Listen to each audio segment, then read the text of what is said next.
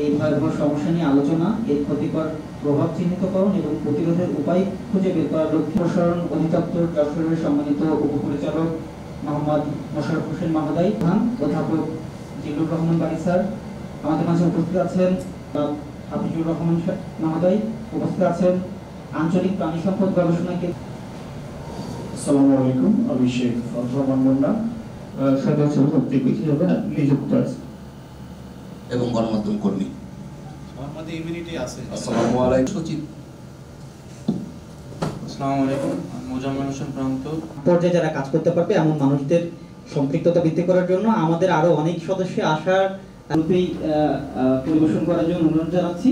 এরপরে আমরা আলোচনা করে থাকে যা আমাদের অজান্তেই ডেকে আনে বিপদ। এমনই এক ঘাতক যার গুল্ম জাতীয় আগাছা।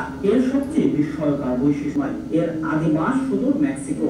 গত 5 থেকে 7 বছরে দূরান্তে ছড়িয়ে যেতে পারে। সেচ ব্যবস্থার মাধ্যমেও এর বীজ এক স্থান থেকে অন্য স্থানে যায়। জ্বর, বদহজম সহ নানা রোগে আক্রান্ত হয়। এর প্রভাবে সমস্যা আসলে পাখিদের জন্য বের হয়।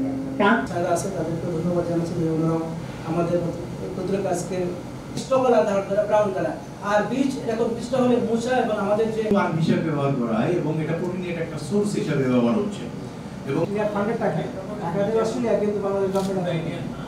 ফ্লাওয়ারিং হওয়ার আগেই কাটতে হবে, সেটাও একটা বিষয় জড়িত এখানে। ওই সময় এটা ওইভাবে চলে, এখন যেভাবে ছড়াই পড়ছে আসলে কেন নিষেধ করা হয়েছে? এটা তো 17 সালে আমি সামাজিক সংগঠনের সাথে যুক্ত উষার আলো সমাজ কল্যাণ সংস্থা। আমরা তো আর উদ্ভিদের অ্যাপ্লাইড সাইটটা দেখি না, এটা দেখেন যে কৃষি বিভাগের যারা আছেন তারা যে 350 পারে দাম দিয়ে তারই আসলে আমি এটা প্রার্থী নিয়মের জন্য মনে করেন আপনি ইন্ডিয়ায় গেলেন, দেখেন কি সুন্দর যে অমুকে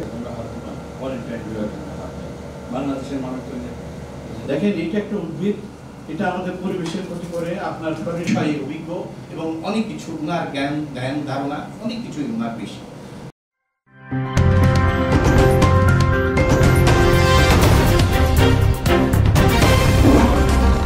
Voice of Tiger.